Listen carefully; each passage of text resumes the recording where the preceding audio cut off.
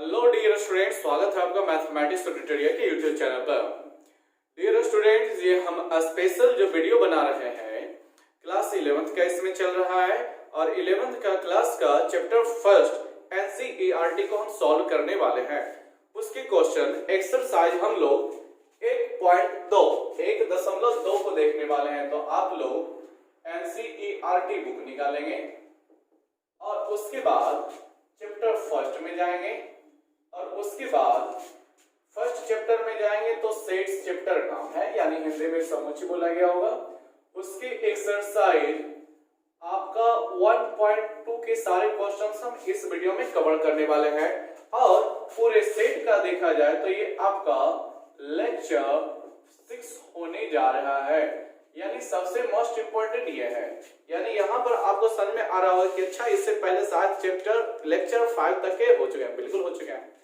तो जो भी स्टूडेंट्स लेक्चर 5 तक के नहीं देखें, खास करके लेक्चर 5 ये जो पूरा एक्सरसाइज 1.2 होने जा रहा है, पूरा जो बेस्ट है लेक्चर 5 पर है, तो उसको आप लोग जरूर देख लें। आधा घंटा का एक वीडियो है, उसको देख लेंगे तो यहाँ पर जो भी क्वेश्चंस आपके सामने आ रहे हैं या आपके पास एनसीईआरटी का बुक है तो सारे क्वेश्चन अपने आप क्लियर हो जाएंगे, क्योंकि इतना आसान ही ये थ्योरी है, इसका बहुत इजी है। तो सबसे पहले मैं ऐसे स्टूडेंट्स को रिक्वेस्ट करता हूं कि आप लोग प्लीज जरूर देखें। और दूसरी बात, जो स्टूडेंट्स इस चैनल पे फर्स्ट बार देख रहे हैं, वीडियो को फर्स्ट बार देख रहे हैं, वो चैनल को सब्सक्राइब जरूर करें। इस चैनल पे हम एक एक क्वेश्चंस, एक एक थ्योरी, एक एक दिन आपको बताएंगे। ऐसा एक भी दिन नहीं होगा कि उस दिन आपको न्यू वीडियो नहीं मिलेगा।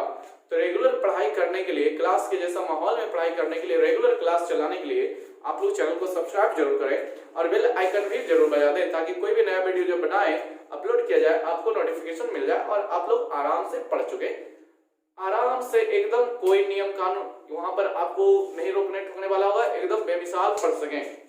चलिए तो आइए देखते हैं एक्सरसाइज 1.2 को हल समझाते हैं। और ये भी हम कंफर्म करते हैं, जो स्टूडेंट्स लेक्चर 5 को देखा होगा और एक्सरसाइज 1.2 के क्वेश्चन को सॉल्व करने बैठा होगा, वो 100% सॉल्व कर दिया होगा।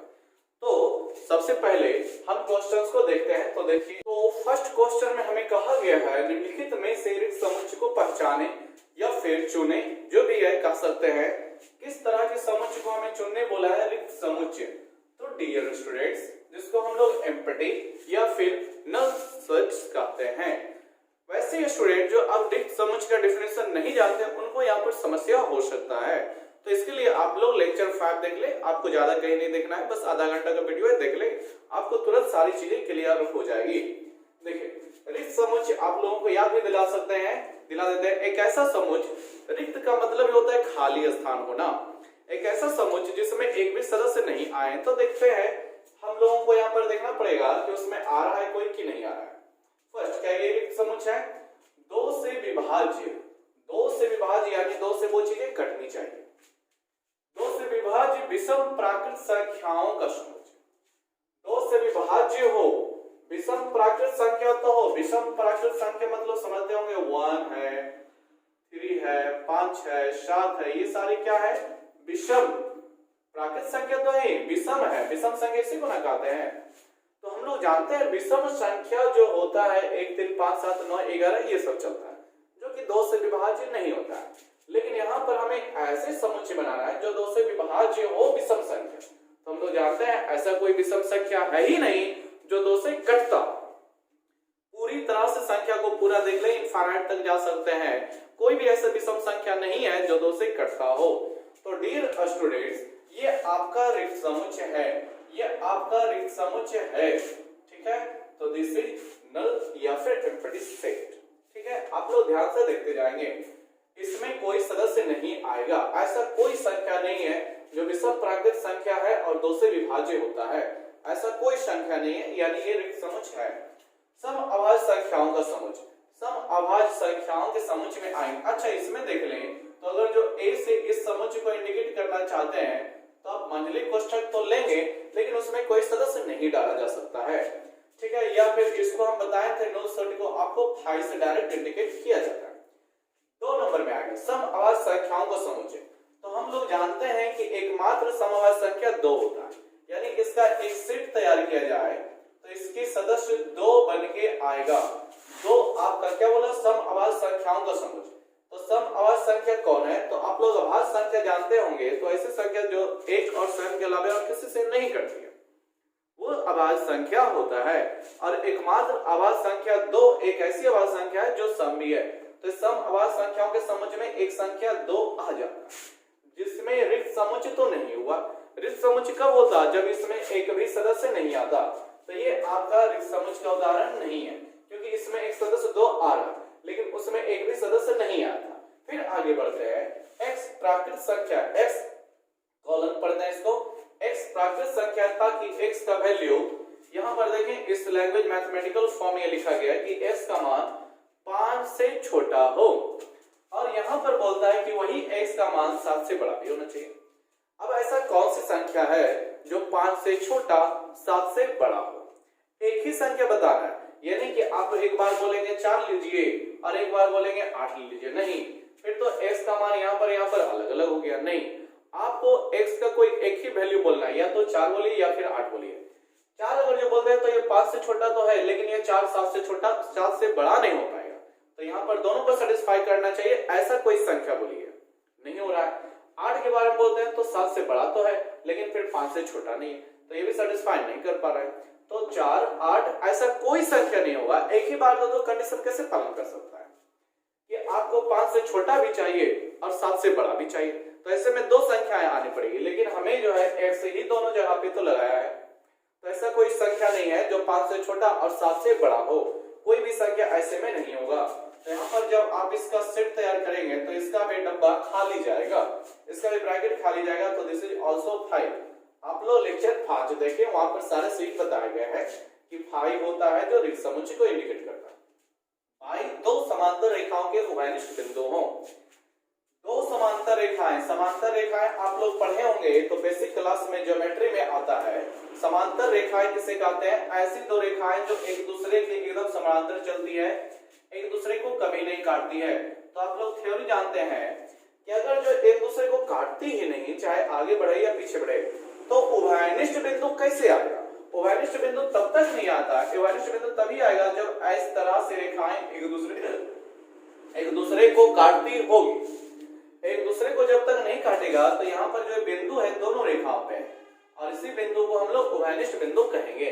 लेकिन समांतर रेखाओं में उभयनिष्ठ बिंदु नहीं पॉसिबल है, यानी एक दूसरे को काट ही नहीं पाएगा। फिर एक दूसरे को काट देगा जो समांतर रेखा है, तो भी समांतर रेखा नहीं होगा, फिर वो प्रतिच्छेदी रेखा होने लगेगा। प्रतिच्छेदी रेखाओं में एक उभयनिष्ठ बिंदु होता है, समांतर रेखाओं में एक भी उभयनिष्ठ बिंदु नहीं होता है। तो डियर स्टूडेंट, यहाँ पर इसमें भी अगर जो एक सेट तैयार किया जाए तो इसमें भी कोई एलिमेंट्स नहीं आ पाएगा। तो this is also indicated by 5, यानी आपका ये एक रिक्त समुच्चय है, ये भी आपका एक रिक्त समुच्चय है, ठीक है। तो ये भी आपका रिक्त समुच्चय है। तो आपके पास रिक्त समुच्चय हो गया जिसमें कि एक भी सदस्य नहीं आए, तो इसे के इस तरह से मेरा 1 3 और 4 ये मेरे आंसर हो गए, ये रिक्त समुच्चय वाले सदस्य हैं। 2 में एक रिक्त समुच्चय नहीं हो पाएगा क्योंकि एक समसभाज्य संख्या 2 आ जाती है। तो यहाँ पर उम्मीद करते हैं आप बहुत ही अच्छी तरह से समझोगे, लेकिन तभी जब आप लोग ये जानते होंगे कि विषम संख्या किसे कहते हैं, अभाज्य संख्या किसे कहते हैं, प्राकृत संख्या, आप इन चीजों को समझते होंगे तो समांतर संख्या किसे, समांतर रेखा किसे कहते हैं। अदरवाइज आपको बहुत मेहनत करना पड़ेगा, आप बहुत कमजोर स्टूडेंट की गिनती में गिने जाएंगे अगर जो इन चीजों को अभाज्य संख्या समांतर रेखाओं के बारे में नहीं जानते हैं तो, ठीक है। Please noted this. अब 2 नंबर में देखते हैं, तो इसमें कहा गया है परिमित और अपरिमित समुच्चय को चुनें, फाइनाइट एंड इनफाइनाइट सेट्स, ठीक है। परिमित समुच्चय, जिस समुच्चय में सदस्यों की संख्या नियमित हो, निश्चित हो, यानी जिस समुच्चय में सदस्यों की संख्या को गिना जा सके, सदस्यों को गिन सकते हो कि कितने सदस्य हैं, 2 सदस्य हैं, 4 सदस्य हैं, 5 सदस्य हैं, उस समुच्चय को हम लोग परिमित समुच्चय कहते हैं। जिस समुच्चय के सदस्यों को गिना नहीं जा सके उसे अपरिमित यानी अनंत समुच्चय कहते हैं। अब आपको दिए गए कथन के अनुसार सोचना है किस समुच्चय के सदस्यों का हम काउंटिंग कर सकते हैं, अगर जो उसकी गिनती कर सकते हैं तो वो परिमित समुच्चय, जिसके सदस्यों को हम गिनती नहीं कर सकते हैं वो अपरिमित समुच्चय। तो चलिए देखते हैं। फर्स्ट में बोला साल के महीनों का समुच्चय, वर्ष भर के जो महीने होते हैं उसके समुच्चय। तो हम लोग जानते हैं एक साल में कुल जनवरी फरवरी मार्च अप्रैल मिला करके दिसंबर तक का मिला करके आपके पास 12 महीने होते हैं। टोटल कितने महीने होते हैं? 12 महीने। तो आप इसका अगर जो सेट तैयार करेंगे तो जनवरी आएगा, फरवरी आएगा, मार्च आएगा, उसी तरह से आप लोग जाते जाते आप लोगों का दिसंबर आ जाएगा। तो हम लोग जानते हैं इसमें जो सेट होते हैं, इसमें जो सदस्य आएंगे उसकी संख्या कुल 12 होगी। यहाँ पर हम बता सकते हैं number of elements of set A is equal to 12। तो ऐसे समुच्चय जिसमें हम सदस्यों की संख्या बता सकते हैं वो मेरा परिमित समुच्चय होता है। तो ये आपका जो आंसर बनेगा ये आपका परिमित समुच्चय में आएगा। क्या आएगा? ये आपका परिमित समुच्चय है। ठीक है, फर्स्ट वाला आपका परिमित समुच्चय है। दूसरा नंबर देखें, दूसरा नंबर आपको डायरेक्ट सेट दे रखा है। तो इसमें आप लोग ये देखें 1 है 2 है 3 है, 3 के बाद और कोई सदस्य नहीं है क्या? है। ये बता रहा है, डॉट डॉट का चिन्ह बता रहा है कि इसके बाद बहुत सारे सदस्य और भी आएंगे। तो कितने सदस्य और भी आएंगे? कोई काउंटिंग इसका नहीं है, इसका मतलब ये हुआ। इसके बाद और कहां पे जाके रुकेगा? 100 पे रुकेगा, 1000 पे रुकेगा, कहीं कोई डाटा नहीं है। तो ऐसे समुच्चय को हम गिनती नहीं बता सकते हैं कि इस समुच्चय में 3 ही सदस्य हैं, बहुत सारे सदस्य आगे आएंगे। तो काउंटिंग करना पाना पॉसिबल नहीं है। इनफाइनाइट से बोल दिया जाता है, यानी अनंत। अरे अनंत को ही तो अपरिमित बोलते हैं। तो ये जो मेरा समुच्चय है ये अपरिमित समुच्चय दिया गया है। ठीक है, अपरिमित समुच्चय है, इनफाइनाइट सेट। यहां भी देखें तो 1 2 3 उसके बाद डॉट डॉट है, लेकिन लास्ट में 100 देख करके रोक दिया है। 100 देकर रोक दिया है कि मतलब 100 के आगे हम लोगों को संख्याएं जो आगे 101 102 वो हमें नहीं लेना है। यानी इसमें जो है 1 2 3 4 5 6 7 8 9 10 कभी ना कभी 100 आएगा ना। आगे बढ़ते बढ़ते 100 आएगा, 100 पे आप रुक जाएंगे। यानी इसमें कुल सदस्य कितने होंगे? तो 100 होंगे। इसके पहले यहाँ पर आ चुका होगा 90 91 92 सभी आए होंगे, 100 तक के गए हैं। यानी फिर यहाँ पर सदस्यों की संख्या 100 है जिसको हम आराम से काउंटिंग कर सकते हैं। तो यहाँ पर ये जो आपका समुच्चय है ये परिमित समुच्चय है, इसमें हम आराम से सदस्यों को गिन सकते हैं। अब आ जाएगा 100 से बड़े धनात्मक पूर्णांकों का समुच्चय। तो 100 से बड़े धनात्मक पूर्णांक देखेंगे। इसके लिए यहाँ पर आप अगर जो सेट से तैयार करना चाहेंगे 100 से बड़े धनात्मक पूर्णांक, तो 100 से बड़ा आपका 101 है, 102 है, 103 है, 104 है। अरे इसी तरह से हम लोग कितना तक जाएंगे ये तो बोला ही नहीं। 100 से बड़ा तो बोला, लेकिन 100 से बड़ा आपको 300 तक जाना है, 500 तक, कुछ बोला क्या? नहीं बोला। यानी 100 से बड़ा, इसके मतलब ये हो गया कि 100 से बड़ा जितने भी इनफाइनाइट तक के नंबर आएंगे सभी के सभी इस समुच्चय में सदस्य होते जाएंगे। यानी यहाँ पर भी कितने सदस्य आए हम कंफर्म नहीं बता सकते। सभी के सभी सदस्य 100 से बड़े तो हैं, 100 से बड़े तो हैं, लेकिन 100 से बड़े आपका 200 तक लेना है कि 300 तक लेना है, कहीं पर कोई चर्चा नहीं है।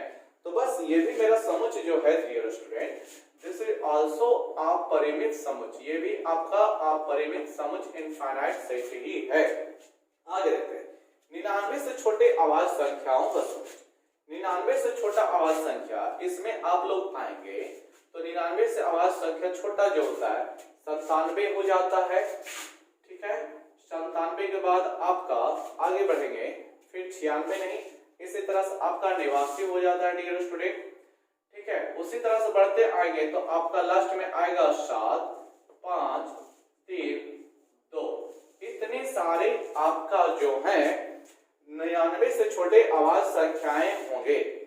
99 से छोटे अभाज्य संख्याएं जो टोटल मिलती है ना, हम ये भी बता देते हैं, आप लोग इस तरह से लिखते जाओगे तो टोटल 25, कितने? टोटल 25 अभाज्य संख्याएं हैं। तो हम लोग आराम से इसका काउंटिंग कर सकते हैं। 99 से छोटे अभाज्य संख्याएं कितने हैं?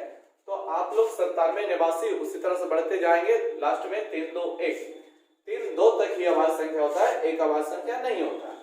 तो यहाँ पर कुल 25 अभाज्य संख्याएं हैं, यानी कि इसको हम काउंटिंग कर सकते हैं। आप लोग लिखना चाहें तो लिख ले, आपको पहले बोल दिए ये सब की जानकारी पूरी रहनी चाहिए, क्योंकि ये आपको 12th क्लास में नहीं पढ़ना है। ठीक है, ये तो आपको 7 8 में ही पढ़ना था। ठीक है, तो ये मेरा लिमिट है, इसमें सदस्यों की संख्या गिनती किया जा सकता है। तो ये मेरा परिमित समुच्चय हुआ। तो बस सीधी सी बात, जिस समुच्चय के सदस्यों को हम नहीं गिन सकते हैं, अनंत तक के सदस्य गए होंगे, उसे आप परिमित समुच्चय कहेंगे। जिस समुच्चय के सदस्यों को हम गिन सकते हैं उसके समुच्चय को हम परिमित समुच्चय कहेंगे।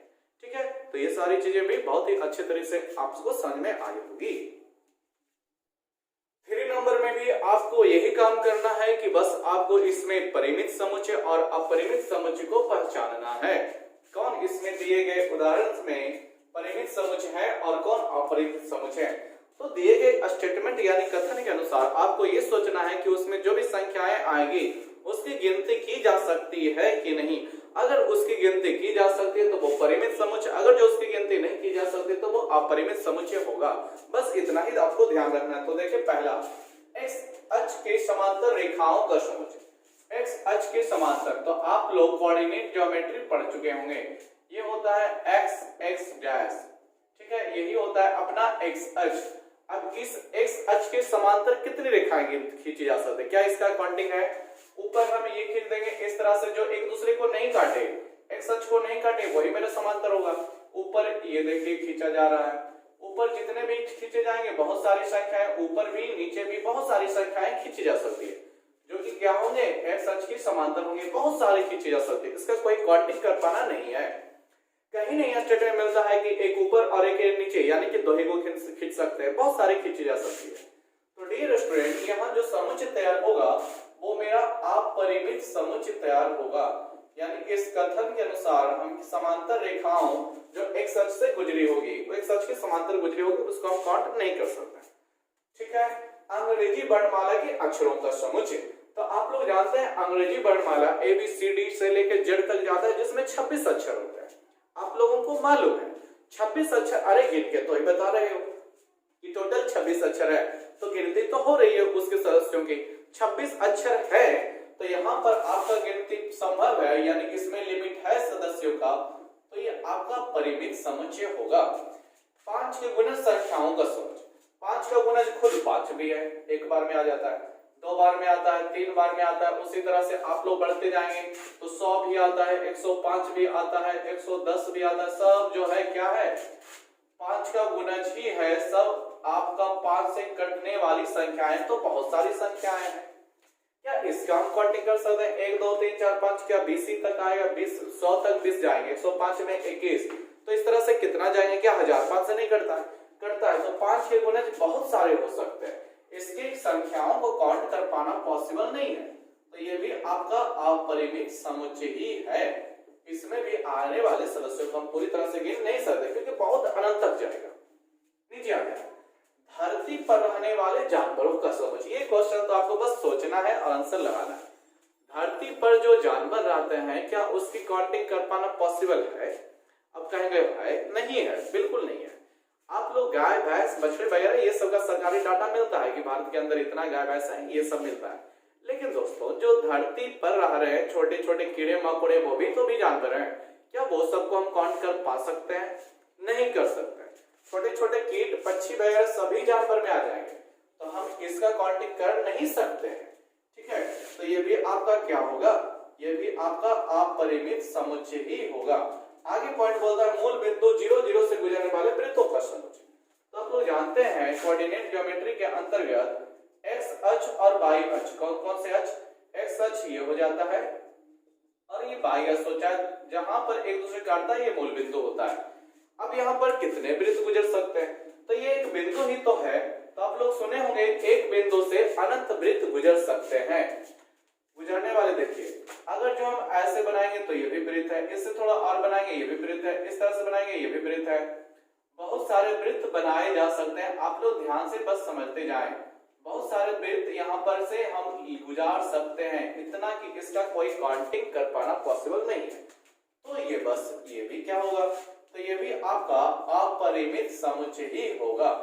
तो डियर स्टूडेंट, क्वेश्चन नंबर 3 में केवल 2 नंबर जो है परिमित समुच्चय, बाकी सब अपरिमित समुच्चय है। तो कोई तब नहीं है, आराम से आप लोग इसको समझे होंगे। क्वेश्चन नंबर 4 में देखें डियर स्टूडेंट्स, बहुत ही अच्छा चीज दिया है, पूछा निम्नलिखित में a बराबर b है या नहीं। यानी यहाँ पर आपके सारे भी क्वेश्चन देख रहे होंगे तो a और b दो सेट दिए गए हैं। आपको बस ये बताना है कि किसमें 2 सेट आपस में बराबर हैं। तो बराबर समुच्चय आपको लेक्चर 5 में बताया गया था। 2 समुच्चय बराबर समुच्चय होते हैं यदि उनमें एक ही तरह के यानी समान सदस्य उपस्थित रहें। यानी ए के पास यदि 1 2 3 है तो बी के पास भी वही चीज 1 2 3 ही होना चाहिए। तो चलिए बस सेम चीजें मिल जाए दोनों में तो वो मेरा बराबर होगा, नहीं तो नहीं होगा। चलिए देखते हैं फर्स्ट वाले से। फर्स्ट में हमको दिया हुआ है कि a बराबर ABCD, यहाँ पर देखें a में ABCD है तो b में भी केवल ABCD ही होना चाहिए और कोई कुछ भी नहीं होना चाहिए, ना तो एक कम ना तो एक ज्यादा। तो यहाँ देखें a यहाँ भी है, b यहाँ भी है, c यहाँ भी है, d यहाँ भी है, यानी दोनों में समान सदस्य उपस्थित है। तो आपका यहाँ पर जो है a बराबर b है, यानी a और b यहाँ पर दोनों बराबर समुच्चय आपस में है, इक्वल सेट्स है। आगे देखिए a के पास यहाँ पर 4 8 12 16 है तो 4 यहाँ है, चलिए है मिल गया। 8 भी है, यहाँ भी आपका 8 है। 12 है, 12 नहीं है, 12 यहाँ 12 में a में है लेकिन 12 b में तो कहीं है ही नहीं। तो उसके बाद फालतू चीजों को आप ना देखें, बस यहाँ 12 ही नहीं मिल गया तो 16 को मिलना ही या ना मिले उससे कोई लेना देना नहीं है। हर एक एक चीज आपका मैच करना चाहिए, ठीक है। तो 12 यहाँ पर मिल रहा है लेकिन 12 वहां पे नहीं है तो मतलब a यहाँ पर जो होगा b के बराबर नहीं है तो b से काट देंगे, ठीक है। उसी तरह यहाँ पर देखें 2 4 6 8 10, 2 4 6 8 10 और यहाँ बोला x जो मेरा सेट में आएगा धनात्मक समपूर्णांक है, धनात्मक समपूर्णांक होना चाहिए जो कि 10 के बराबर या उससे छोटा होना चाहिए। कैसा पूर्णांक होना चाहिए? सम। तो हम लोग जानते हैं b में जो आएगा सम संख्याएं आएगी 2 4 6 8 10 तक ही ले सकते हो, क्योंकि यहाँ पर कंडीशन लगा दिया गया है कि x का मान या तो 10 लें या 10 से छोटा लें, तो आपको ये ही लेना पड़ेगा। तो जो चीजें a के पास 2 4 6 8 10 वही चीजें b के पास 2 4 6 8 10 भी है, तो यहाँ पर भी a is equal to b, ये दोनों सेट भी आपस में इक्वल है। यहाँ पर देख लें x 10 का गुणज है, x 10 का गुणज है यानी कि यहाँ पर जो आएगा 10 आएगा, 20 आएगा, 30 आएगा, 40 आएगा, उसके बाद आगे बढ़ते हुए चलेगा।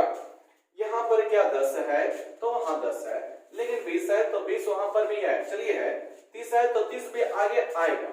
लेकिन डियर स्टूडेंट यहाँ पर 10 15 20 25 तो आगे जरूर 30 आएगा, फिर 35 आएगा, फिर 40 आएगा। तो आप थोड़ी देर के लिए तो कहेंगे कि हाँ सभी चीज तो मिल रही है, 10 इसका उसमें भी है, 20 यहाँ भी 20 भी है, 30 तो 30 भी है, 40 भी है और आगे 50 आएगा तो वो भी मिलेगा। लेकिन यानी a के सारे एलिमेंट्स b में है लेकिन b के भी सारे एलिमेंट्स a में होने चाहिए। तो b की तरफ से देखते हैं तो b के पास 15, क्या a के पास 15 आ पाएगा? नहीं आ पाएगा। 10 का गुणे में 15 क्यों आएगा? 15 क्या 10 से कटता है, क्या विभाजित है, क्या नहीं है। तो यहाँ पर a के सारे एलिमेंट्स b में है लेकिन b के सारे एलिमेंट्स a में नहीं है, तो एक दूसरे के बराबर नहीं हो पाएंगे। b का वैल्यू a की तुलना में ज्यादा ले रहा है तो ये एक दूसरे के बराबर नहीं है, तो this is not a is equal to b set, ठीक है। तो ये काफी आसान है कि कोई इसमें दम है ही नहीं, बहुत ही आसान सॉलिड तरीका है। बस देखें कि दोनों में हूबहू चीज मिल रहा है तो आपका इक्वल सेट हुआ। अगर जो दोनों में नहीं मिल रहा है, जैसे 10 20 30 से मिल रहा है उसमें, लेकिन इसका 15 25 ये सब तो नहीं मिल रहा है, तो ये इक्वल सेट नहीं है। बहुत ही सिंपल सी बात है, ठीक है। आप लोग इसको समझिए। अब आ जाए डियर स्टूडेंट्स 5 नंबर में बोला है क्या निम्नलिखित समुच्चय बराबर समुच्चय है। तो बराबर समुच्चय में आप लोगों को बताया गया है कि दोनों समुच्चयों में एक ही सदस्य समान सदस्य उपस्थित होना चाहिए। चलिए देखते हैं, a के पास 2 3 है, b के पास भी 2 3 होना ही चाहिए, 2 3 ओनली और कुछ नहीं। क्या बोलता है x square plus 5x plus 6 बराबर 0 का हल है, यानी कि x का मान वही आएगा जो इससे आपको x का वैल्यू निकलेगा। तो आप लोग द्विघात समीकरण को तोड़ना जानते होंगे, x square plus 3x plus 2x plus 6 बराबर 0 से टूटेगा, आपको x प्लस 3 यहाँ पर मिल जाएगा और फिर आपका प्लस 2 कॉमन होगा तो x प्लस 3 यहाँ पर भी, और आपके पास x प्लस 3 और इनटू फिर x प्लस 2 आ जाएगा इक्वल टू 0, यानी x का वैल्यू -3 और -2 होगा। यानी डियर स्टूडेंट्स यहाँ जो सेट B है ना, यहाँ पर एलिमेंट जो है -3 है -2 है, क्या दोनों समुच्चयों के सदस्य समान है? नहीं है। यहाँ पर 2 है जबकि वहां पे -2 है, तो अलग अलग है। 2 और -2 एक ही चीज थोड़ी है, 3 है -3 है, तो ये आपका बराबर बराबर समुच्च नहीं है, ये आपका बराबर समुच्च में नहीं आएगा। ठीक है, फिर आगे चलते हैं। ए बोला एक्स शब्द वुल्फ फॉलो का अक्षर है। तो अगर जो हम ए का एक सेट तैयार करें तो इसमें आपको एक्स वही चीज आएगा जो शब्द फॉलो के अक्षर में उपस्थित हो, यानी कि इसमें एफ आ जाएगा, फिर ओ आ जाएगा, फिर डबल एल। तो एल आप लिखेंगे, डबल एल नहीं लिखेंगे, दोनों एल नहीं लिख सकते हैं क्योंकि समुच्चय में सदस्य रिपीट नहीं किए जाते हैं। तो दो गो एल है तो एक ही एल लिया जाएगा, उसी से काम हो जाएगा। ओ भी आपका हो चुका है, फिर आपको डब्ल्यू लेना पड़ेगा। तो इस तरह से ए सेट तैयार हुआ। अब बी में आ जाए तो वुल्फ के अक्षर हैं, तो डब्ल्यू ले लेंगे, फिर ओ ले लेंगे, फिर एल ले लेंगे और फिर एफ ले लेंगे। तो अब बस ए और बी को मिलाएं, ए का एफ उसमें भी एफ, ओ ओ, एल एल, डब्ल्यू डब्ल्यू, यानी सारे ए के सदस्य सारे बी के सदस्य मैच करते हैं। ठीक है, यानी कि ए और बी में यहाँ पर दोनों में समान सदस्य उपस्थित हैं, यानी कि आपका ये बराबर समुच्चय हुआ। फिर आगे आप लोग देखें, बराबर समुच्चय को चुनना है। क्वेश्चन नंबर 6 में कहा बराबर समुच्चय को चुनना है। तो ए के बराबर में कोई समुच्चय है क्या? तो बस आप लोग ये देखें कि ए के पास 2 4 8 12 है, और किस समुच्चय के पास 2 4 8 12 है? क्या इसके पास है 2 4 है 8 12 नहीं है, 2 ही नहीं है। यहाँ पर 2 4 है लेकिन 8 नहीं है, तो ए के इक्वल में कोई नहीं है। आगे बढ़े, बी के पास 1 2 3 4 है, और किसी के पास 1 2 3 4 है क्या? 1 2 3 4 है, 100% है। तो आपका बी और डी आपका यहाँ पर बराबर समुच्चय है। और पूरा देख ले, हो सकता है एक और मिल जाए। सी के पास 4 8 12 14, और किसी के पास 4 8 12 14 है नहीं। फिर डी तो हो ही चुका है। ई के पास -1 1 है, और कहीं पर है? हाँ है। तो ई है और आपका जी है, ध्यान से देखें, ई है जी है, -1 उसे -1 1 उसमें भी 1। तो आपका यहाँ पर ई और जी भी आपका बराबर समुच्चय है। और कोई है क्या? देख ले, एफ के बाद 0 ए, एच के बाद 0 1 है, 0 ए है, ए तो है लेकिन उसमें ए नहीं, उसमें 1 है इसमें 1 नहीं, तो this is not equal bye states. तो डियर स्टूडेंट 6 में बी बराबर डी और ई बराबर जी होगा। ठीक है, तो काफी ही रोमांचक चीजें रही है इस वीडियो में, बहुत ही आसान सा थ्योरी के बेस पे ही है, कोई खास अलग चीज नहीं है। आप अगर जो थ्योरी को देख लिए होंगे लेक्चर 5 में, तो यहाँ पर सारी चीजें कंप्लीट हो गई होगी। तो डियर स्टूडेंट इसी तरह के वीडियो आपको रेगुलर मिलते रहेंगे, तो इसके लिए आप लोग चैनल को सब्सक्राइब जरूर करें, और वीडियो अच्छा लगा है, आपको फायदा मिल रहा है, तो चैनल को लाइक भी, ये वीडियो को लाइक भी जरूर करें। मिलते हैं इसी तरह के नेक्स्ट वीडियो में। वीडियो देखने के लिए आप लोग थैंक्स।